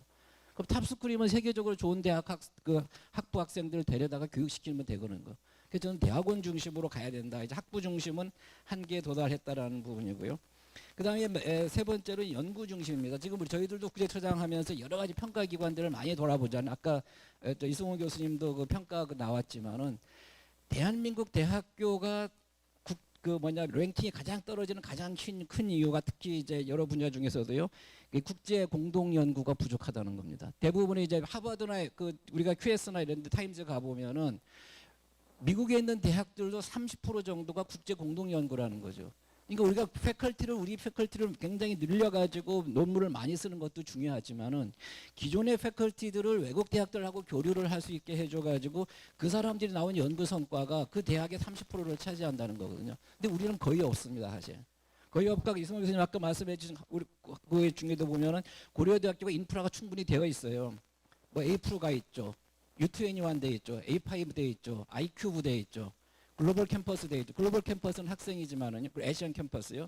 근데 U21이나 A+ 다 연구자들 모임입니다. A+는 세계 탑스쿨들의 모임이에요. 저 국제시장 할 때 이제 가입돼 있지만 지금 보니까 뭐 연대도 가입돼 있고 부산대인가요? 거기에 가입돼 있다 그러는데 거기는 굉장한 탑스쿨 연구자들의 모임입니다. 단순히 학생 교류만을 위한 게 아니거든요. U21도 마찬가지고. 근데 이런데 저희들도 대학교 내 교류를 하면서 그 교류 내에 각 연구 주제별 모임들이 되어 있습니다. 근데 교수님들이 거의 참여를 안 합니다. 이게 교수님들이 참여 안 하는 게 문제인지 학교가 지원이 부족한지 모르지만은 저는 공동 연구를 교수님들한테 억지로 공동 연구하라 그러면 되지 않거든요. 그걸 학교가 갖고 있는 글로벌 인프라를 이용해 가지고 그거에 교수님들이 들어올 수 있게 저는 학교가 굉장히 그걸 노력을 많이 해야 된다고 보고 실질적으로 굉장한 성과를 이룰 수 있는 대학들입니다. 특히 이 A+는 굉장히 탑스쿨들이거든요. 그래서 이런 교대 교수님들이 참석해서 단지 이제는 패컬티만 늘리는 방향으로는 저는 불가능하다고 보기 때문에 국내에 계신 분들이 해외 교류할 수 있을 정도로 학교가 지원을 해주고 교수님들 쪽에게 그런 부분에 이제 어드밴티지를 주는. 근데 이런 게 아마 학기 유연제하고도 연관이 있습니다. 왜냐하면 내가 A 프로 멤버들하고 가서 6개월 동안 연구하고 오겠다 그러면은 강의 때문에 못 가게 하거든요. 강의 때문에 못 가게 하기 때문에 그게 굉장히 유연하게 이루어져야 되고, 굉장한 연구 실적이 좋거나 아니면 뭐 좋은 프로젝트들을 많이 가져오신 분들은 과감히 이제 그 강의 문제를 유연하게 해줘서 뭐 줄여주는 것도 좋지만 뭐 방학 때 학기제 그 여름 방학이나 겨울 방학 때 강의를 하면은 그걸 메꿔준다라는 이런 그 학교 차원의 이제 인프라가 되게 중요하다고 생각이 들고요. 마지막으로 이 부분은 뭐 대학 자체만의 문제가 아니라 이제 그 한국 자체의 문제인데요. 계속 보시면은 이제 뭐 중국도 그렇고 여기 아래쪽 베트남에도 그렇고 호주 대학, 미국 대학들이 굉장히 많이 진출해 있거든요. 특히 베트남 하노이나 호치민 같은 경우는 이제 그 한국에 대한 그 한국에 대한 수요가 엄청나게 많은 나라들인데, 그럼 굳이 왜 우리가 국제어학원이나 그다음에 이제 학예 대학을 왜 자꾸 우리 쪽으로 끌어서 애들을 하려고 하느냐는 거죠. 우리가 직접 나가자는 거거든요. 국제어학원, 왜 우리가 어학원 안에 여기 기숙사도 충분하지 않은데 여기를 몇천 명씩 데려다 하려고만 하냐는 거죠. 어학원이 밖으로 나가라는 얘기죠. 그다음 학예대학 밖으로 나가면 돼요. 밖으로 나가서 만들라는 얘기죠. 그런데 이제 문제는 국가적인 제도가 있죠. 왜냐하면 요런 그 외대도 그렇고 몇 개 대학들이 직접 베트남으로 나가려고 시도했던 그 케이스들이 있는데, 거기 대부분 실패하는 이유가 뭐냐면 우리나라는 돈을 갖고 나갈 수가 없습니다. 대학들이요. 뭐 여러 가지 방법을 찾아야 되겠지만, 근데 캠퍼스를 만드는데 외부에 나갈 수가 없다는 얘기죠. 그랬을 경우에 뭐가 되냐면은 나가서 직접 하는 것보다는 우리의 브랜드를 가지고 거기에 있는 그 공무원이나 아니면 학교 측하고 같이 논의를 해서 글로벌 캠퍼스를 만들자는 거죠. 그러면 이제 국내법도 이제 통과가 되면서 이제 나갈 수 있다는 얘기고요. 그래서 보면은 이제 우리나라는 이제 학교 시스템이 비영리 시스템이기 때문에 굉장히 밖으로 나가기가 어렵게 되어 있습니다. 베트남만 해도 영리 시스템이거든요, 학교가요. 그럼 학교가 투자해서 돈을 벌어갈 수 있으니까 투자하라고 하거든요. 근데 그런 차원에서 밖으로 나가야 되겠다라고 하고, 이제 앞으로는 저는 이제 지금 뭐 외국인 학생들이 정원 외로 해서 학교 수입을 늘려고 하고 있지만은, 저는 미국 대학도 그렇고 정원이라는 게 왜 국내 대학생만 정원이냐는 거죠.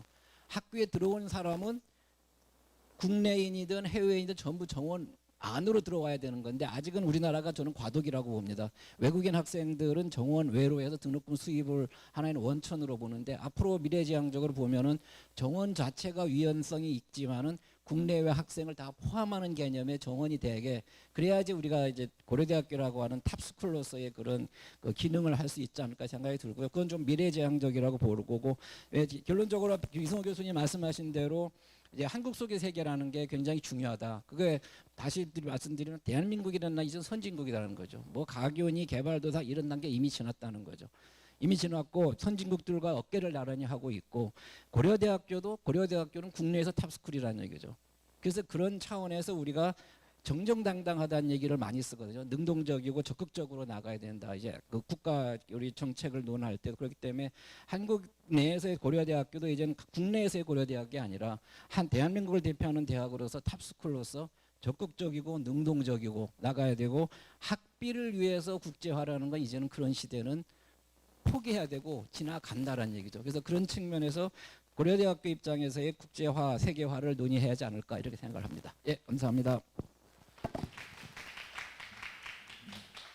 네, 강선희 선생님 대단히 감사합니다. 탑스쿨로서의 새로운 관점에서 우리 글로벌 문제를 다시 한번 조명해 보자는 말씀에 통찰력이 넘치는 토론해 주셔서 감사합니다.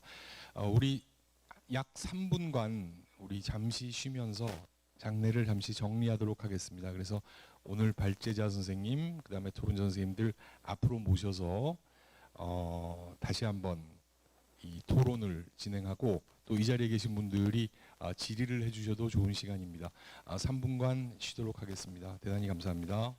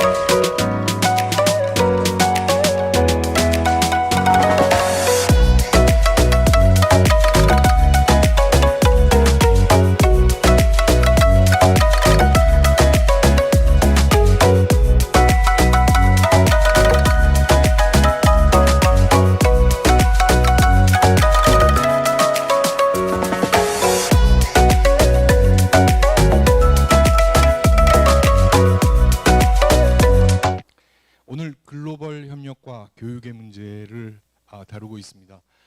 이승호 선생님의 발제, 또 정주현 선생님, 강성진 선생님의 토론을 통해서 저도 많은 것 생각할 수 있었고 또 많이 배웠습니다. 모든 이야기를 다 다룰 수는 없고 오늘 선생님들의 말씀을 들으면서 제가 떠오르는 좀 같이 토론했으면 하는 주제를 말씀드리고 거기에 대해서 선생님들의 견해를 주셨으면 합니다. 선진국입니다. 또한 우리는 인류 기업을 가지고 있습니다. 그 나라의 탑스쿨입니다. 그런데 그 탑스쿨은 글로벌 경쟁력을 정말 가지고 있는 대학이냐? 그래서 뭐 여러 가지 측면에서 아까 추격자가 아닌 이제 우리가 만들면서 나가야 되는 또 새로운 여건에 우리가 적응해야 되는 시점인데 그렇다면 우리가 잘하는 것, 지금 특히 우리 기업이 잘하는 것, 국가가 잘하는 것, 거기에 한류도 포함될 수 있겠고요. 또한 뭐 이 반도체, 그다음에 자동차 산업, 그다음에 에너지 산업, 그다음에 배터리 산업, 그다음에 조선, 자동차 등 우리가 잘하는 거를 중심으로 우리 대학이 외국에 있는 다른 나라들과 어떤 글로벌 협력이 가능할지, 그다음에 그것을 위해서는 필연적으로 소위 인류 기업이라고 불려지는 기업과의 제휴가 가능할 것 같습니다. 대학이 글로벌 협력을 할 때에 대학과 기업 간에 어떤 관계 설정이 필요할지, 즉 인류 기업들과 인류 국가 브랜드를 바탕으로 우리 대학은 어디까지 갈 수 있을지라는 좀 질문을 드리고 싶습니다. 우리 이승호 교수님 먼저 좀 말씀해 주시죠.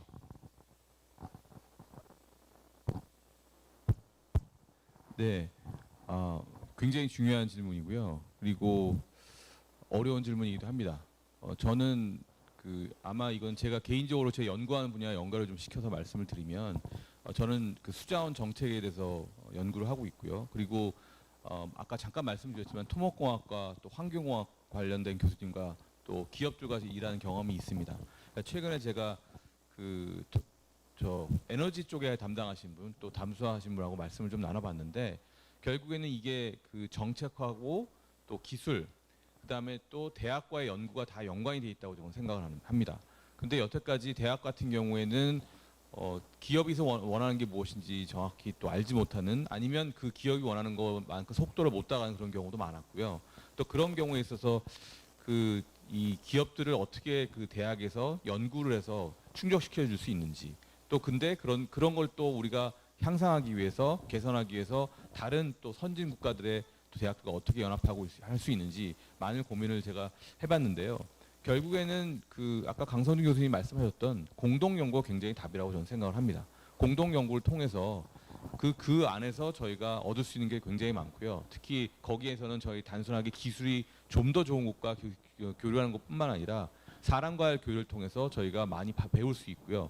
결과적으로 저희가 아까 또 저는 굉장히 공감했던 것이, 제가 그런 가교 역할이라는 오래된 표현을 써서 아마 강성민 교수님께서 이걸 고쳐주신 것 같은데, 이제 저희가 선진국이기 때문에 저희가 또 보여줄 게 많이 있다고 생각을 합니다. 특히 저는 또 하나 말씀드리고 싶은 거는 저희가 기술만을 논할 것이 아니고요. 물 쪽이나 에너지 쪽에서 보면은 저희가 한국이 갖고 있는 표준들이 있습니다.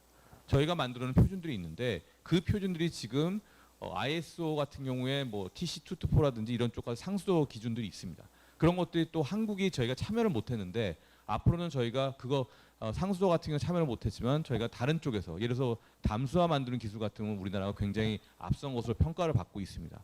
그런 것뿐만 아니라 단순히 기술뿐만 아니라 저희는 제도적으로 저희가 표준을 갖고 있다고 생각합니다. 그래서 이제는 저희가 기술을 수출하고 기술을 돈을 버는 것뿐만 아니라 한국이 갖고 있는 개발 모델로 저희는 이거를 또 다른 쪽과 교류를 해서 기업이 또 같이 참여할 수 있고, 여러분 아시다시피 표준이 들어가면은 표준을 또 따라와야 하는 여러 가지 기술이 들어가게 되고요. 또 기술이 들어가면 당연히 거기에 관련된 교육 훈련이 들어가게 돼 있습니다.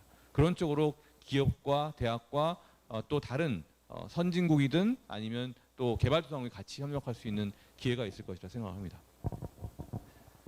네, 감사합니다. 글로벌 협력, 대학의 글로벌 협력과 우리 기업, 산업이 잘하는 것들과의 연결 어떻게 가능할지에 대한 같은 질문에 우리 정주현 선생님 좀 고견을 주시죠.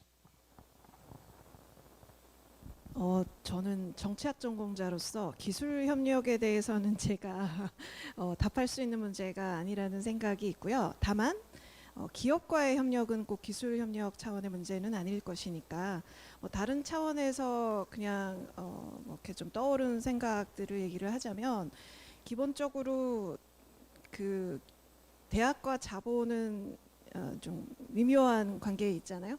사실은 너무 가까워서도 곤란하고 또 너무 멀어질 수도 없고 그런 차원에서 저는 기업이 교육에 간접적으로 투자할 수 있는 기회들을 좀 창의적으로 열어주면 어떨까 하는 생각 정도는 가지고 있어요. 그래서 예를 들면 제가 뭐 아까 얘기한 여러 가지 마이크로 디그리라던가 아니면 뭐 온라인 프로그램이라던가 만일 새로운 프로그램들을 만들어서 그걸 네임드 프로그램으로 만들면 그 기업들이 지원을 해서 그 프로그램의 학위를 그 기업의 이름을 붙여서 주는 그런 형식으로 한다면 기업 입장에서 큰 비용을 들이지 않고도 뭐 여러 가지 홍보 효과를 누릴 수도 있을 것이고 또한 그 프로그램에 특히 그 저소득 국가들 학생들 매우 우수한 저소득 국가의 학생들이 참여를 해서 장학금을 받고 그리고 돌아가서 그 나라의 리더의 역할을 할 수 있다면 또 그 기업 입장에서도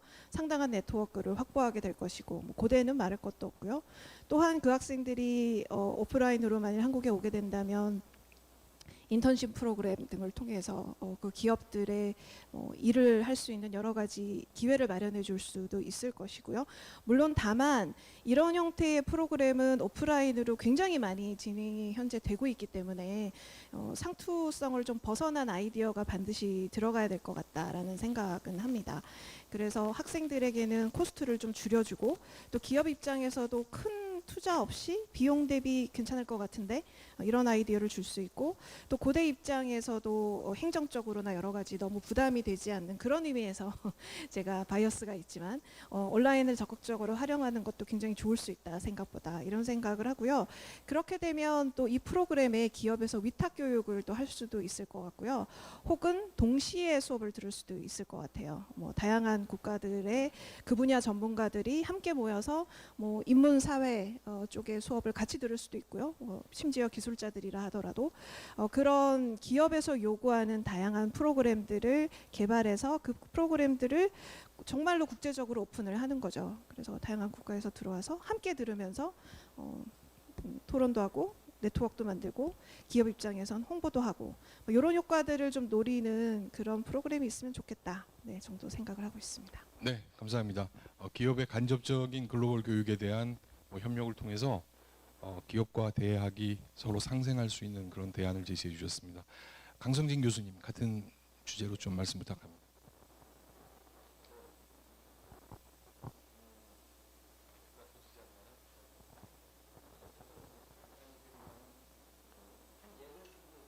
마이크가 꺼져 있는 것 같은데요. 예, 제 마이크 드릴까요? 예, 예.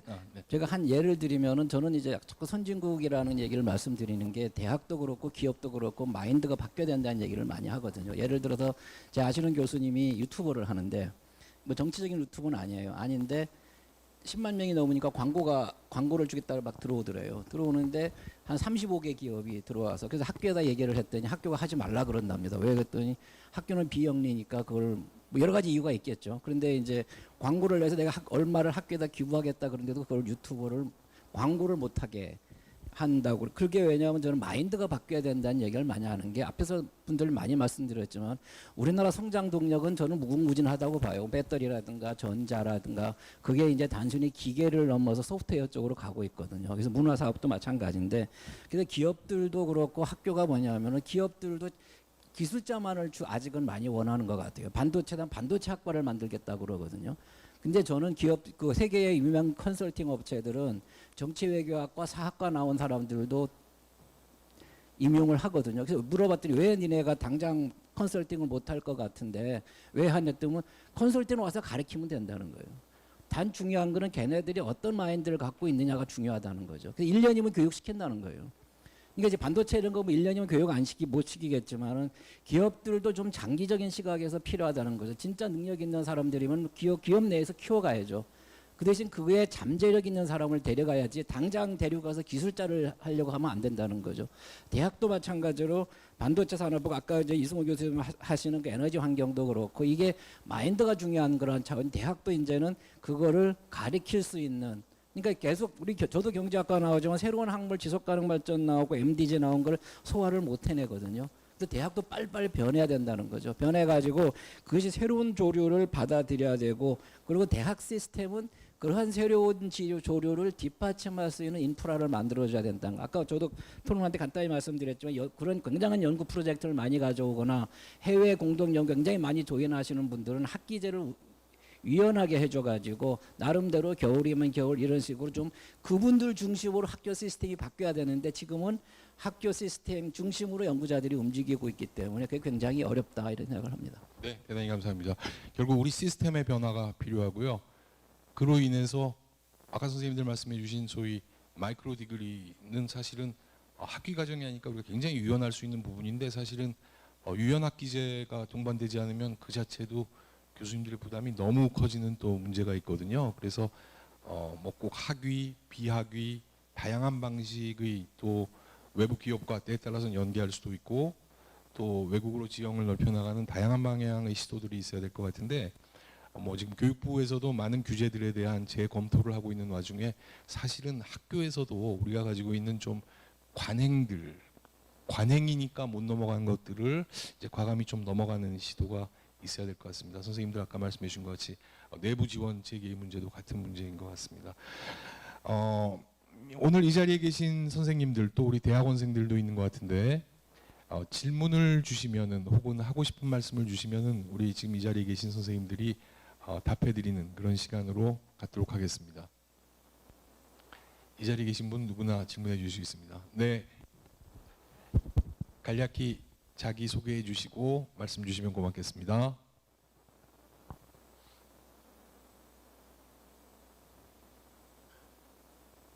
안녕하세요. 예, 안녕하세요. 신서중학교 강용옥 교수입니다. 예, 그 좋은 말씀 잘 들었고요. 제가 이제 그 코멘트를 드리고 싶은 이유가 뭐냐면 제가 이제 다 인문계 교수님들이셔가지고 제가 조금 말씀을 드리고 싶고요. 일단 기본적으로 국제화가 되게 중요한 이유는 아까 교수님도 말씀하셨던 선진국이 됐다고 말씀하셨잖아요. 선진국이 달리 생각해 보면 이제는 우리가 보고 배울 데가 없다는 거로 생각이 듭니다. 그 얘기는 저희가 나름대로 뭔가를 찾아야 되는데 이제 미국이나 다른 패권국들을 보면 선진국 되는 과정에서 굉장히 오랜 시간이 소요가 됐거든요. 근데 말씀하신 대로 우리나라는 선진국이라는 칭호를 받은 지가 굉장히 드래스틱하게 몇 년 안에 일어났기 때문에 사실 학생들은 굉장히 선진국 마인드가 이미 됐고요. 그래서 국제화를 통해서 뭔가 모티베이션 있는 학생들이 와서 같이 인문계든 공학이든 연구를 하고 이런 게 중요해서 생각이 들고요. 그리고 이제 아까 기업이랑 협력을 말씀하셨는데 기업 같은 경우는 첫 번째로는 일단 전 정치학이나 경제학 되게 중요하다고 생각을 하고요. 이제 왜냐하면 최근에 이제 배터리나 뭐 반도체에서 일어난 일들을 보면 비교 우위 기술을 우리가 가지고 있었는데 뭐 자원적인 문제, 뭐 지오 팔러틱스적인 문제 때문에 비교 열의 기술에 밀리는 사태들이 발생을 했거든요. 근데 그렇기 때문에 컨설팅적으로 봐서는 정치학이나 경제학이 중요하다고 보고요. 그리고 그래서 이제 저희가 기업한테 그걸 충분히 어필할 필요가 있을 것 같고, 그 실제로 이제 그 이공학종에서 어떻게 협력을 하는 과정에서 보게 되면은 사실 지금 이제 우리나라에 있는 대기업들이 그동안 팔로업 기술로 여기까지 올라왔거든요. 근데 지금은 이제 퍼스트 무빙을 해야 되기 때문에 사실 학교에 요구하는 기술이 굉장히 우리가 경험해보지 못했던 어드밴스드 기술을 요구합니다. 그런 측면에서 봤을 때는 또 국제협력이 중요하다고 판단이 되고요.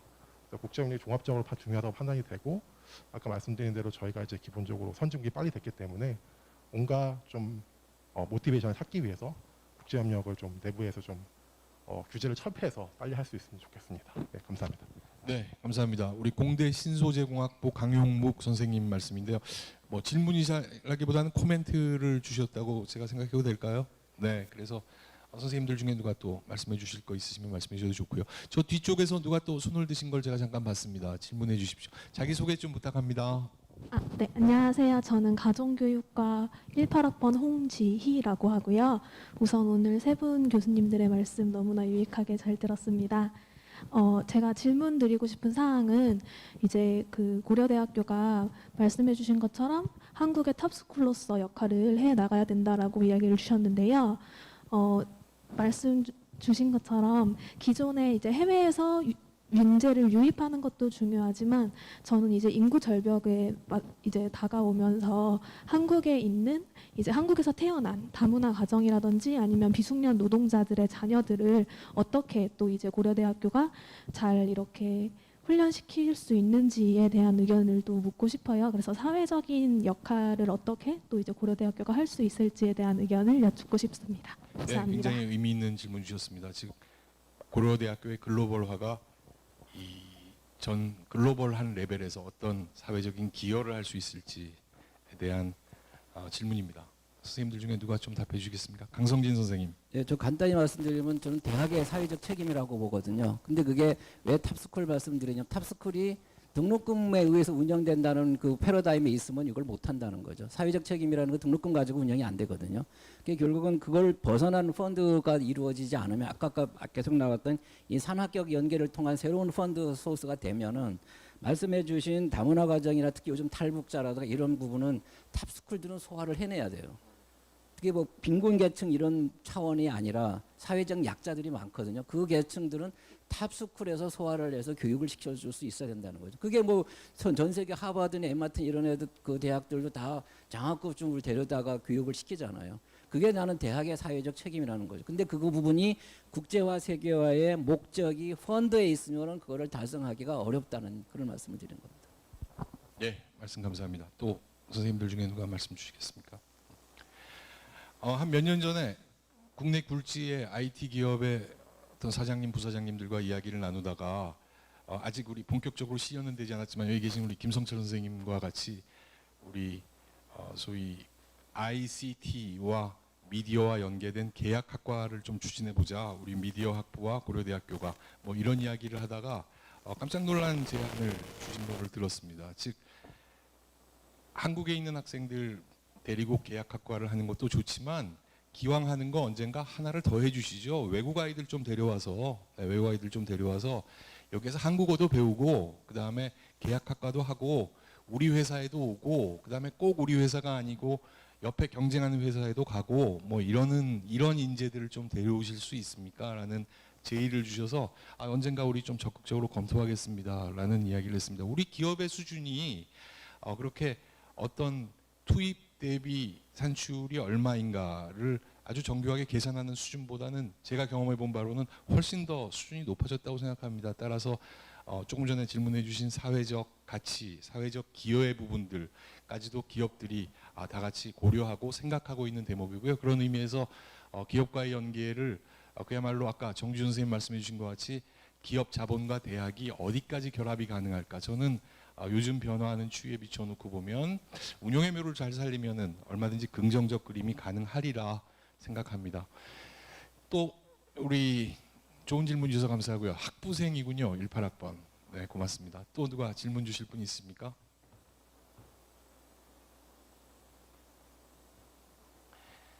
예, 없으시군요.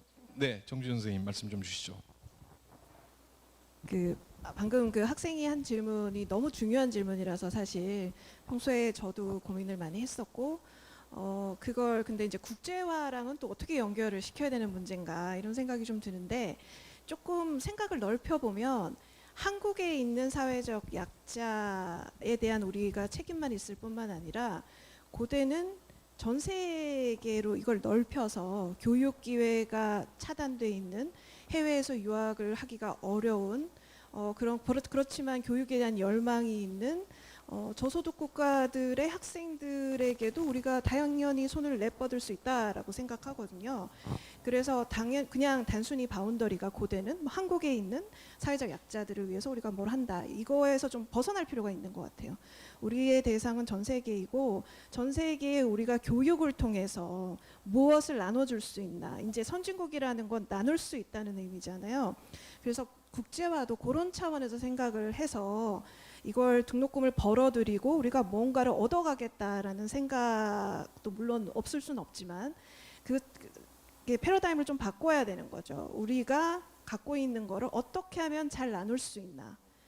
이런 방식으로 하면 조금 더 잘 나눌 수 있고 조금 더 오지에 조금 더 힘든 학생들에게 우리가 도움을 줄 수 있겠다. 교육을 통해서 이런 걸 가지고 또 기업에 접근한다면 기업에서도 더 매력적으로 생각하지 않을까 이런 생각이 좀 듭니다. 네, 정주현 선생님 말씀 또 조금 전에 강성진 선생님 주신 말씀에 저는 적극 동감하는데 우리가 조금 더 꿈을 크게 꿔도 괜찮다고 생각합니다. 아까 선생님들 말씀해 주신 우리는 선진국입니다. 우리는 이제 추격자가 아니고 우리의 사례와 우리의 답안지를 우리가 만들어야 되는 그런 시점입니다라는 말은 우리가 조금 더 큰 꿈을 자신 있게 펴나갈 때에 실제로 강성진 교수님 예리하게 지적해 주신 바와 같이 등록금 재원을 위해서 하지 않더라도 그 프로그램은 운영이 잘 될 수 있고, 즉 등록금에만 너무 신경 쓰면 이게 그야말로 마이크로 매니지먼트에 너무 집착해서 우리가 큰 꿈을 꾸지 못하는 것 같아요. 그래서 대학이 또 한국에 있는 대학들이 고려대학교뿐만이 아니고 글로벌한 세계를 바라보는 조금 더 큰 꿈을 꾸고 그 큰 꿈을 실현할 수 있는 방안들을 하나하나 찾아 나갔으면 좋겠습니다. 또 다른 말씀 우리 세 분 선생님들 중에 주시고 싶은 말씀 중에 못 나눈 말씀 있으면 해주셔도 좋고요. 마지막으로 또 질문 있으면 질문도 받겠습니다. 큰 꿈 이야기를 하다 보니까 예, 말씀 주시죠. 자기 소개 좀 해주시겠습니까? 예, 저는 이제 국내 대기업에서 이제 오랫동안 근무하고 주로 이제 해외에서 이제 좀 주재원 생활했습니다. 예, 오늘 LG전자 자문역이신 이현우 선배님이십니다. 예, 네. 저는 이제 우리 고려대학교 영어 영문학과 이제 80학번이고요. 참 오랜만에 캠퍼스 방문해서 또 좋은 이런 포럼 듣고 해서 참 기쁩니다. 제가 이제 떠오르는 생각이 있었는데요. 지금 이제 우리 한국의 대기업들이 해외로 이제 특히 이제 생산 기지 진출을 많이 하지 않습니까? 그러다 보니까 그쪽에 있는 이제 엔지니어링 인력들이 많이 부족해요. 그러면 이제 우리 한국에 있는 분들이 또 그 가서 다 취업할 수는 없는 거고, 보니까 이제 예를 들어서 폴란드 같은 경우에는 자동차 배터리 쪽에 엔지니어들이 이제 현지 인력들이 부족하죠. 그래서 지금 그 대학교에서 또 채용하는 것도 굉장히 한계가 있고 해서 제 생각에는 이제 우리 한국의 대학들이 그쪽에 좀 주로 이제 교수 인력들이겠죠. 그래서 그쪽 인력들 그 전문 지식 양성하는데 좀 같이 협력하는 것도 하나의 또 방법이 아니겠느냐 이런 생각이 들어서 이제 말씀을 드립니다. 네, 대단히 감사합니다. 아까 강성진 교수님께서 그런 말씀을 언급해 주셨는데 우리가 꼭 이 안에서 불러오지 않고 밖에 나가서 일을 좀 저질러도 되는데요. 옛날에 우리 강성진 교수님 국제처장 때 우리 밖에 나가서 일 좀 저질러 보려다가 그것도 또 상황과 규제 때문에 좀 힘들었던 기억도 납니다. 말씀 그래서 주시겠어요? 저도 전적으로 동의합니다. 그 부분이. 저는 베트남을 자주 가는데요. 하노이 같은 경우는 삼성 들어가기 위해서 한국어를 배워야 된다는 거거든요. 근데 그건 어학 차원인 거고 말씀하신 대로 기술자들도 충분히 있을 거거든요. 근데 그 부분이 굳이 왜 우리를 꼭 데려와서 교육을 시키려고 하느냐는 거죠. 그래서 아까 끝에 말씀드린 대로 거기에 어느 대학하고 연합을 해가지고 교수님들 우리 교재 가지고 들어가서 거기서 같이 교육을 할 수 있으면 좋은데 문제는 학교의 규제가 문제라는 거죠. 그러니까 학교가 그걸 유연하게 그 교수님들한테는 그럼 국내 여기를 면제해 준다. 그게 되지 않으면 교수님들 갈 인센티브가 없는 거예요. 근데 그 부분을 진출하는 글로벌 캠퍼스라는 게 사실은 말씀하신 그 부분이고 그 대기업들이 그 캠퍼스를 지원을 해주면 되는 거거든요. 그게 굉장히 저는 좋은 아이디어고 근데 학교가 그렇게 가야 된다고 저는 생각을 하고 있습니다. 네, 대단히 감사합니다. 지금 정해진 시간이 다 된 것 같습니다. 오늘 글로벌 협력과 교육이라는 이름으로 큰 꿈을 꾸면서 큰 생각을 하다 보니까 갑자기 이 생각이 나는데요. 여러분 요즘 가장 고대생들에게 인기 있는 음원가가 뭔지 아시나요? 민족의 아리아입니다. 민족의 아리아. 민족의 아리아의 가사가 저는 기억이 나는데요. 이렇게 시작합니다. 타오르는 자유. 멋있지 않나요? 네. 그다음에 나아가는 정의. 그다음에 솟아나는 진리. 그래서 이제 붐 이렇게 진행되는데 좀 그런 마음이 필요할 것 같습니다. 자유, 정의, 진리가 고려대학교의 교훈이라는 거 우리 다 잘 알고 있는데요. 이 자유, 정의, 그다음에 진리라는 그 앞에 있는 형용사들, 저는 이 대목이 좋은 것 같습니다. 타오르는, 또한 나아가는, 솟구치는, 뭐 이 마음을 가지고 우리 글로벌 협력과 글로벌 교육을 생각하는 더 큰 꿈을 꿨으면 좋겠습니다. 오늘 그 큰 꿈의 내용들의 단초를 제공해 주신 세 분 교수님들께 대단히 감사하고요. 또 이 자리에 계신 여러분들, 또한 유튜브에 접속해 주신 여러분들 대단히 감사합니다. 이 구독 눌러주시고 또 조회수를 좋아요 눌러주시면 대단히 감사하겠습니다. 오늘 함께해 주신 세 분 선생님 대단히 감사하고요. 우리 또 마친 후에 또 이야기 나누도록 하겠습니다. 함께해 주신 여러분, 또한 이 유튜브 중계와 동영상 촬영에 함께해 주신 도와주신 분들에게 모두 감사하는 마음입니다. 대단히 감사합니다.